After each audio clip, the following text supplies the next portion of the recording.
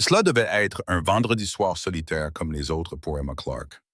Une de ces soirées où les lumières de la ville se moquaient d'elle au loin, où les rires des couples qui passaient résonnaient comme une musique lointaine sur laquelle elle ne pouvait jamais vraiment danser. La pluie avait commencé tôt ce soir-là, d'abord sous forme de bruine légère. C'est assez mais mais le ciel s'était rapidement transformé en une voûte grise et pleureuse. Les rues scintillaient de reflets, et le faible grondement du tonnerre semblait faire écho à son propre cœur lourd. Emma était assise recroquevillée sur son canapé, toujours vêtue du doux pull lavande qu'elle avait acheté quelques semaines auparavant, celui qu'elle avait prévu de porter ce soir-là. L'écran de son téléphone brillait à côté d'elle, affichant une série de messages provenant d'un certain Ryan. Elle l'avait rencontré en ligne 2 semaines auparavant, sur la suggestion d'un ami. Il semblait gentil, attentionné, drôle dans les petites choses qui la faisaient rire après de longues journées épuisantes.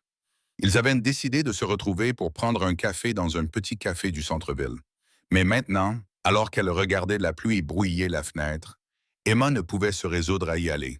Son cœur avait été brisé trop souvent auparavant. Des promesses qui commençaient doucement et finissaient dans le silence. Des gens qui disaient tout ce qu'il fallait dire, mais qui ne la voyaient jamais vraiment. Elle s'était convaincue que cette fois-ci ne serait pas différente. Alors, les doigts tremblants, elle tapa le message. « Je suis désolé, Ryan. Je ne peux pas ce soir. » Elle appuya sur « Envoyer » avant de pouvoir changer d'avis, jeta son téléphone de côté et essaya de respirer pour surmonter la douleur qui suivit. Si vous croyez en la gentillesse, au miracle inattendu ou aux secondes chances, prenez un moment pour aimer, commenter, partager et vous abonner à Silent Hope. Cela signifie beaucoup pour nous et permet à ces histoires de rester vivantes. Les heures passèrent et la tempête dehors devint plus forte. Emma resta assise en silence, sirotant son thé froid, le regard perdu dans le vide. Le monde derrière sa fenêtre semblait continuer à tourner sans effort, tandis qu'elle restait prisonnière du chagrin silencieux de ses propres hésitations. Puis, on frappa à la porte. Au début, elle crut d'avoir imaginé ce bruit. Il était presque minuit, et personne ne lui rendait jamais visite aussi tard. On frappa à nouveau, plus fort cette fois. Surprise, elle hésita avant de se diriger vers la porte, le cœur battant à tout rompre. À travers le Judas, elle le vit. Ryan. Il se tenait là, trempé par la pluie, tenant un bouquet de lys blancs enveloppé dans un simple papier. Les pétales scintillaient sous les gouttes de pluie. Ses cheveux étaient humides et collés à son front, mais il souriait. Un sourire doux et incertain qui semblait contenir 1000 mots non dits. Emma se figea. Elle avait annulé. Pourquoi était-il quand même venu? Lorsqu'elle ouvrit enfin la porte, les mots refusèrent de sortir de sa bouche. Ryan la regarda doucement, presque comme s'il avait peur d'effrayer un oiseau fragile. « Tu as annulé, » dit-il doucement, d'une voix calme, chaleureuse, patiente. « Mais quelque chose m'a dit que je devais quand même venir. Pas pour te forcer, juste pour te dire que tout va bien. » Emma eut la gorge serrée. Elle ne savait pas quoi dire. À ce moment-là, elle réalisa quelque chose qu'elle avait oublié depuis longtemps. Tout le monde ne part pas quand les choses deviennent incertaines. Certaines personnes viennent quand même. Elle lui fit signe d'entrer presque sans réfléchir. L'atmosphère entre eux était calme, mais animée par quelque chose de tendre, d'humain. Elle lui apporta une serviette et une tasse de thé, le même qu'elle avait bu plus tôt. Ils s'assirent en silence, le bruit de la pluie remplissant le silence, et pour la première fois depuis des mois, Emma ne se sentit pas seule. Ryan ne lui demanda pas pourquoi elle avait annulé. Il ne la fit pas se sentir coupable ou mal à l'aise. Au lieu de cela, il lui raconta une histoire sur la façon dont sa mère lui disait que la gentillesse n'était pas une transaction.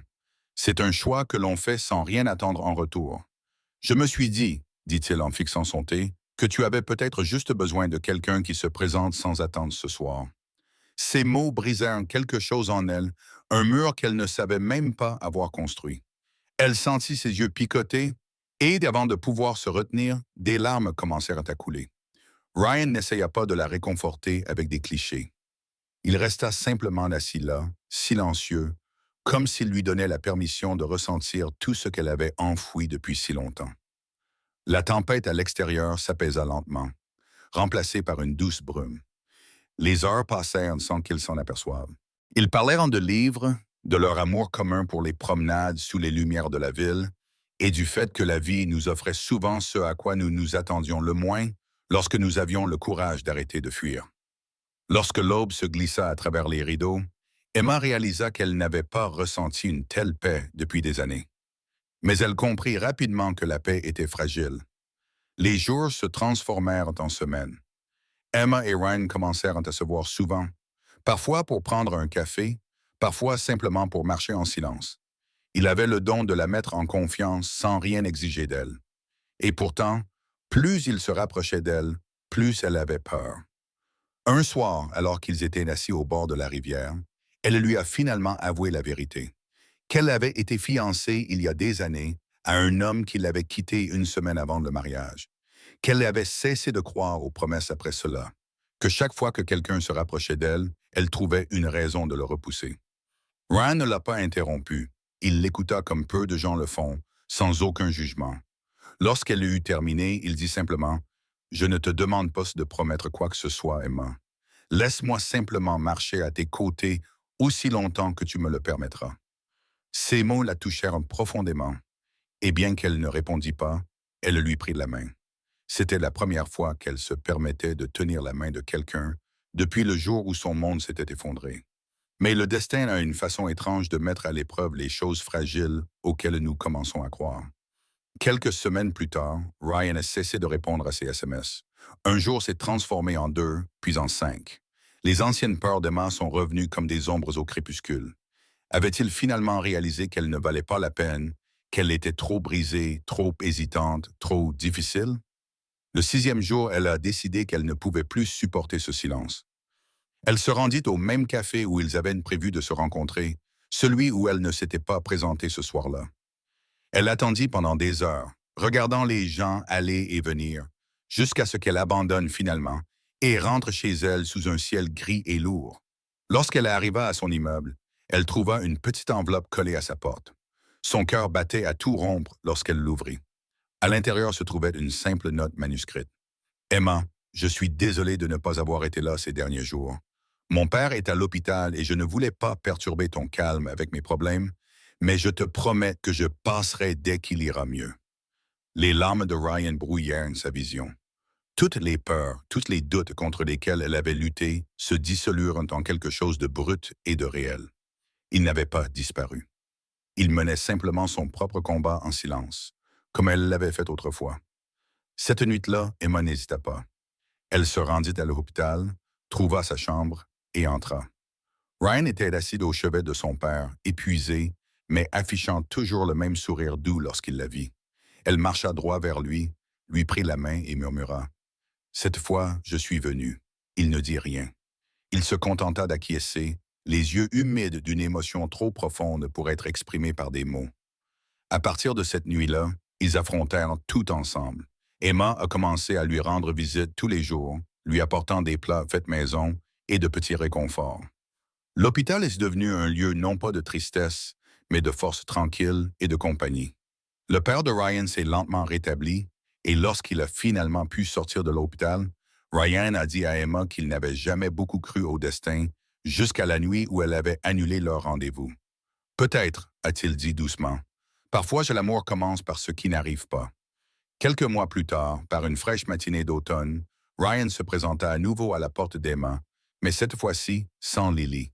Il tenait une seule marguerite blanche, sa fleur préférée désormais, et dit « Pas de projet, pas de pression, juste un petit déjeuner et une promenade. » Elle sourit, se souvenant de cette nuit pluvieuse, quelques mois plus tôt, où elle avait failli laisser la peur lui voler une chance d'être heureuse. « Juste un petit déjeuner et une promenade, » répondit-elle.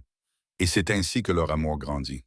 Non pas à travers de grands gestes ou des moments parfaits, mais à travers des choix discrets, en étant présent quand cela comptait. En comprenant que parfois, les plus petits pas vers quelqu'un peuvent tout changer.